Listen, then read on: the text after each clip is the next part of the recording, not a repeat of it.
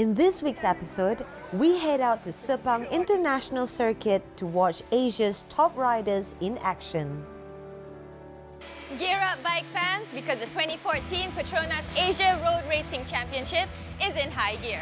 And I'll be talking to the people responsible for bringing the action to Asia Circuit.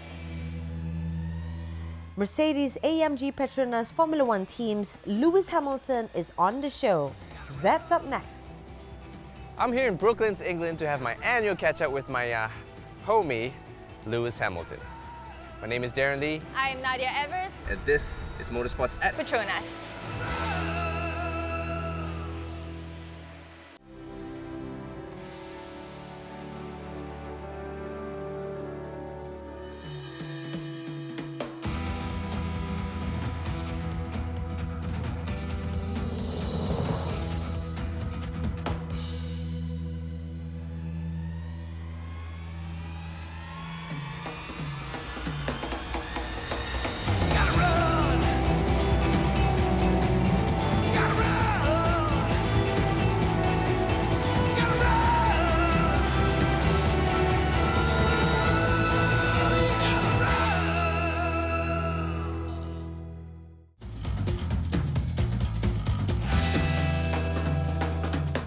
The Petronas Asia Road Racing Championship is one of Asia's leading two-wheel competition.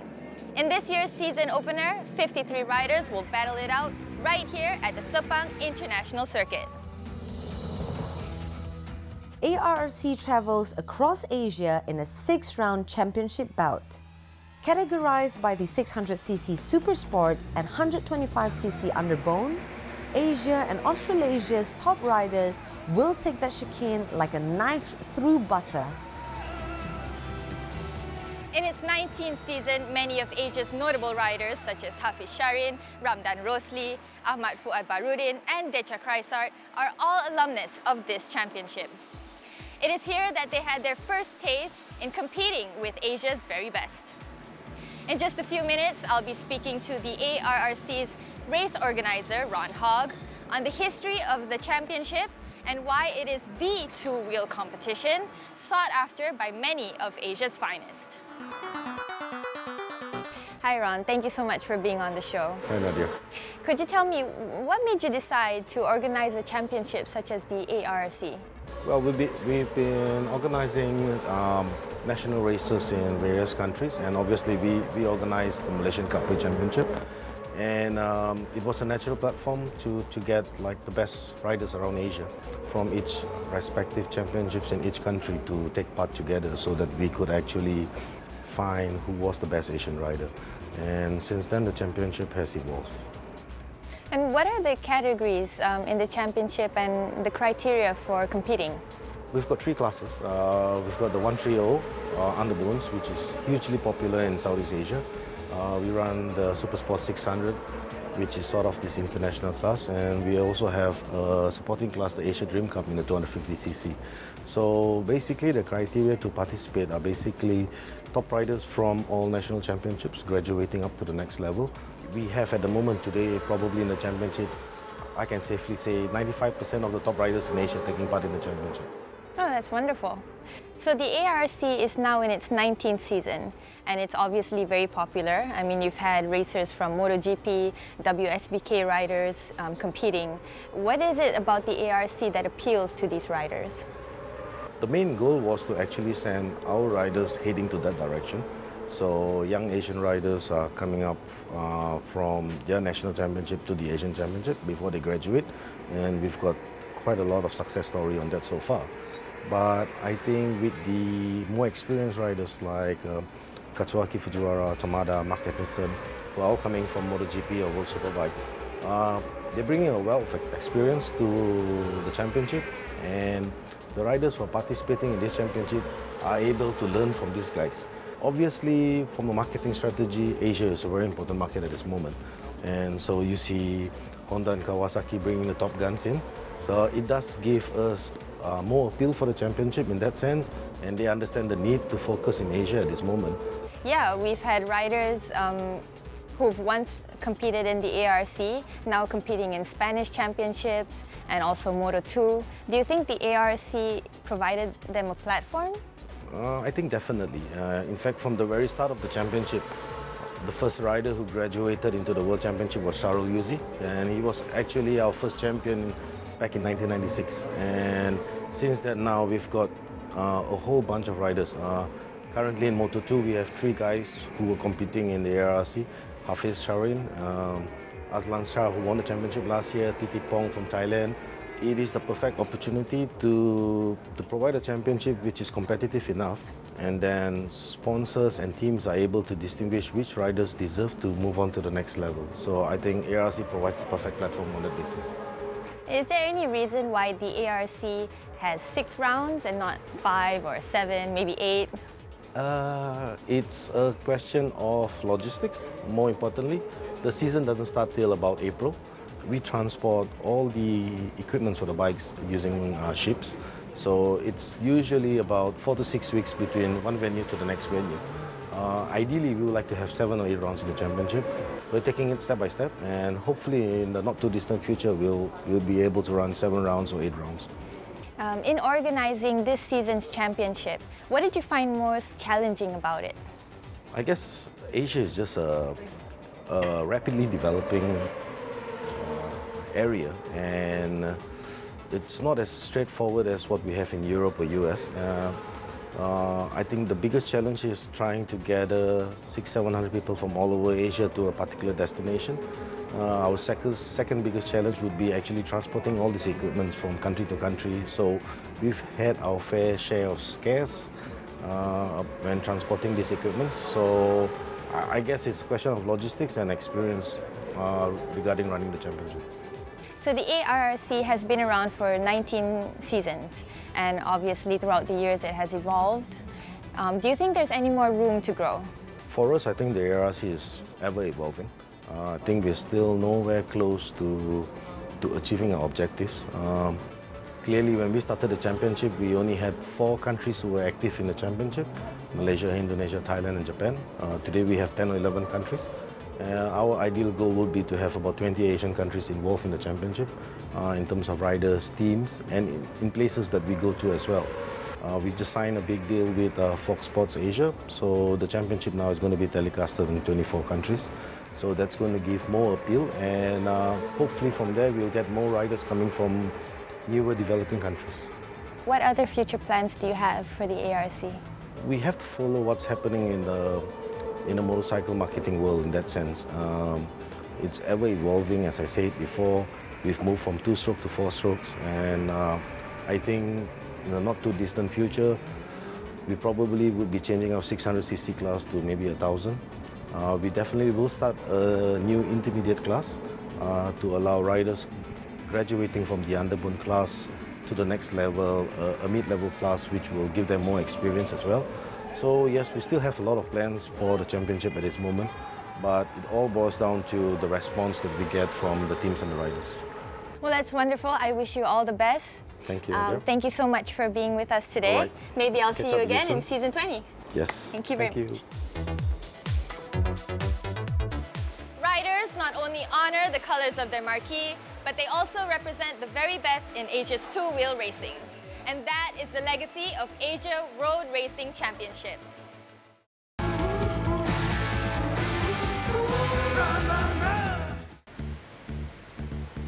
Hi, my name is Domenico Bellin. I'm in production management here in Villa Stellone's plant. Did you know that here we have 11 automatic lines? Well, I'm going to explain it to you. We have 3 automatic lines for barrels in different format, and we have other lines for plastic and metal cans.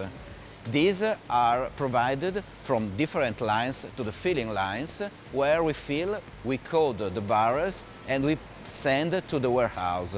In this side, we have plastic and metal cans that are filled automated with a line that provides 1 per second, more or less.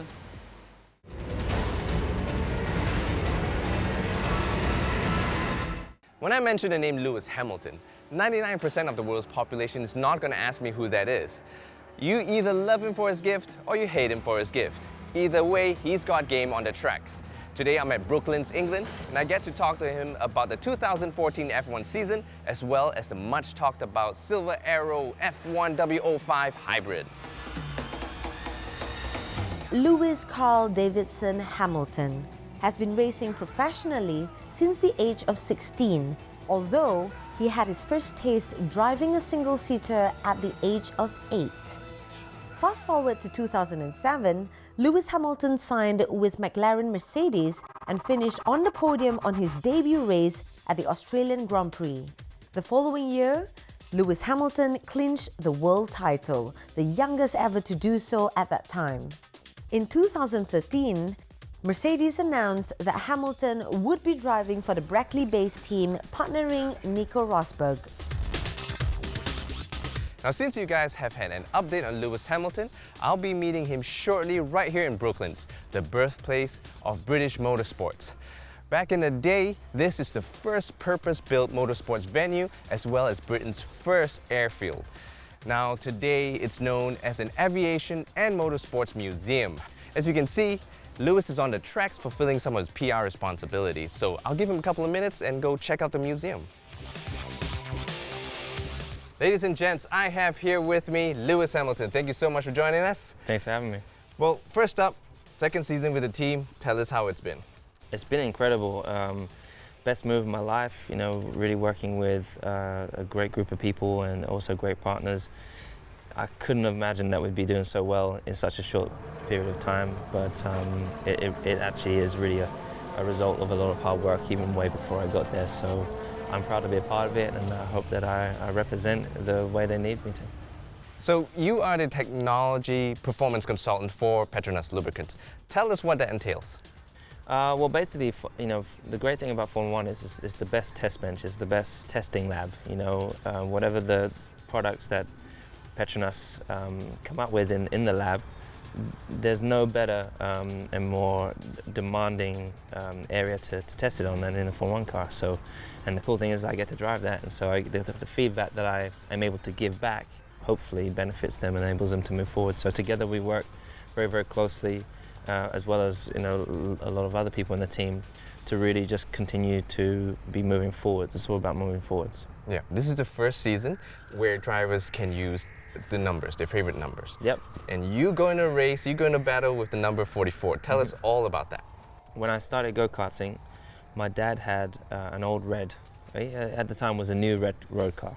We thought it was very cool back then. It was a normal car, not a Mercedes-Benz, unfortunately. And the number plate was like F44 something else. So 44 became part of our family because that car was the car that that pulled around the trailer that had my go-kart in it, and which we stayed in. We slept in the back of the car quite often, or I did, and so that became our race number. My first race was with number 44, and so that always became our special number. I won my first British championship on that number, and so every time I have a chance to go back to it, that was the number. And this year they said, this year you can have any number. The team said, you know, choose between 1 and 8 or something. But when I found out that it could be any number, and it's the number that I'm going to be with for the rest of my career, I was like, it has to be the number I started with. So 44 is my number, and it's strange because it's one of those numbers in the family that all of us in the family, my dad, my brother, and me, you could be reading the book and you'll be on page 44, and it's the only page you've realized. Or the other day we pulled up at a traffic light and you looked to the left and there was a doorway to a building and it's number 44. You know, those kind of things, you notice it more than if it was number 7, for example, you know. So. Now, you did mention that sometimes you slept in the car, you had to make sacrifices. So what are the biggest obstacles that you've had to overcome in your career so far? Two of the biggest ones. One's being the only black family in Formula One, in motor racing really at the time, and then also we didn't have the money. So those are the biggest two obstacles we had. It wasn't a question of whether or not I could drive well, or my dad wasn't a good enough mechanic. It was just whether or not we could raise the funds to keep going, and whether we could convince people that, you know, that there one day is going to be change. And people sometimes are scared of change, but you know, we never gave up, and Dad never gave up, and because of him, I'm standing here today as living my dream, racing for the team I've always wanted to race for, racing representing for Mercedes and Petronas and huge global brands around the world. It's having fans turn up to a race to see you. Silver Arrow F1W05 Hybrid has been on a tear. What are your thoughts on it? It's great. Last year I struggled a little bit with the new car, new team, in terms of really getting on the braking. The new car, I'm feeling much more comfortable in it, feeling very much more like it's my own in my car, and I've been a part of the development process of getting into this year. So, and the car's been built for me, and obviously it's for Nico. So I feel a lot more comfortable in this year. The power is fantastic. We've had some really good reliability. We've had a couple of small gremlins, but we've hopefully ironed them out, and it's been unbelievable. The most incredible season I've ever experienced in a team. Now in Formula One racing, there's the term lift and coast. Can you elaborate on that? Yeah, I can. It's not the easiest of things. You know what? It's better if I show you. We've got a circuit here, we've got a car. I'll take you for a ride, yeah? Okay, cool. It's 8:45. Ready to go? Let's do it. Let's start. Woo-wee. You know, when you're braking that hard and everything, Right. you're braking as late as possible generally in the race. Oh, okay. But in a race, you have to save fuel. Right. So I'm going to show you. We have this thing we call lift and coast. Right. It's a couple of different techniques that you'll use. So you have things like using high gears. So if you notice right now, if I go down to first gear, the RPM is really high. Okay.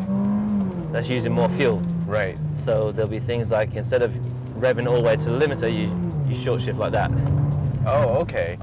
Instead of using all the RPM range, you short shift. Okay. So instead of shifting at 15,000 RPM, Right. you shift at 12. Okay. And if you do that for longer sustainable periods, it saves a bit of fuel. Also, how aggressive you are on the throttle saves fuel.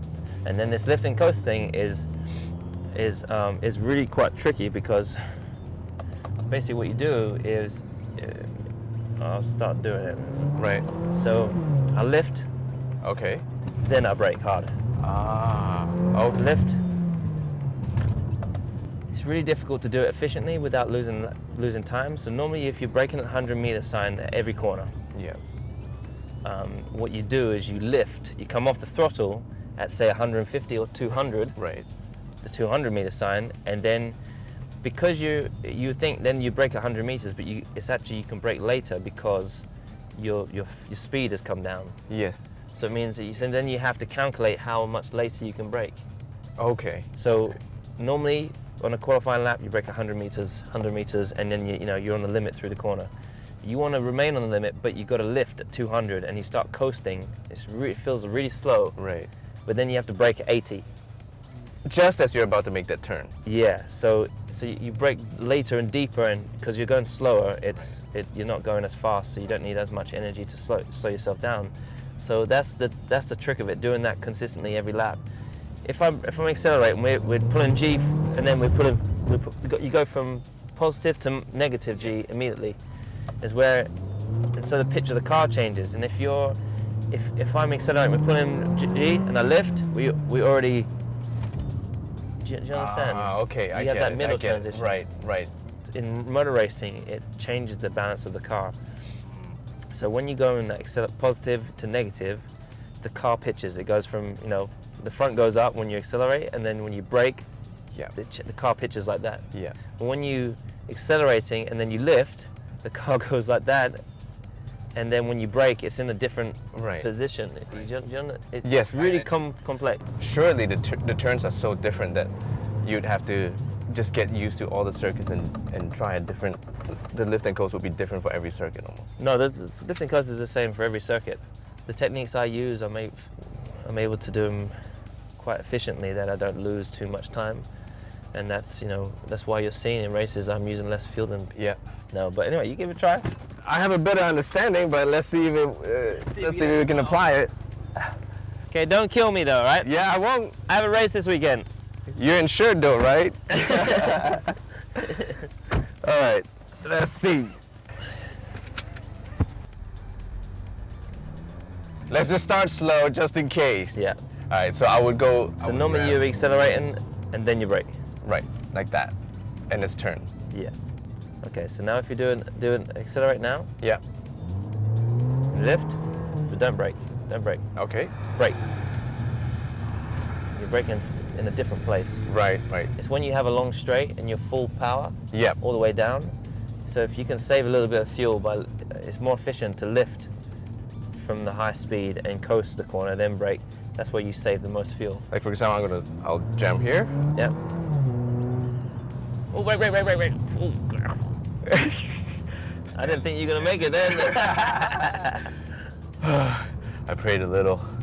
The thing is, when you're driving a foreign car, when you're driving a racing car, it's all about making it fast and flowing. You got to use all the road. You want to get through the corner as fast as possible. Right. So, the way of doing that is with your wheels as straight as possible as they could be, because None of the video game training I had came back. None of it. It just all went out the window. yeah, no problem. But it's good still. At least you kept me alive. I'm happy. Yeah. You did. Yeah, you had me worried for a minute. I thought you were gonna go into the. You made it. I'm glad I had this opportunity to drive you, man. Thank you so much. Pleasure, man. Let's go. Yep, let's do it. Don't forget to log on to www.petmos.com.my for all the information about your favorite teams, drivers, and race results. My name is Darren Lee, and this is Motorsports at Petronas. Let's do it. Let's start. Oh, I gotta get in gear first. Never do underhand now. All right. That's Lady Sunday drivers. You gotta brake. And over the white line. Yep. This like that. No, I'm a terrible driver. it's pretty bad. Yeah, I think this is gonna be the last time you're gonna go out and go like, hey, Darren is not driving me anywhere.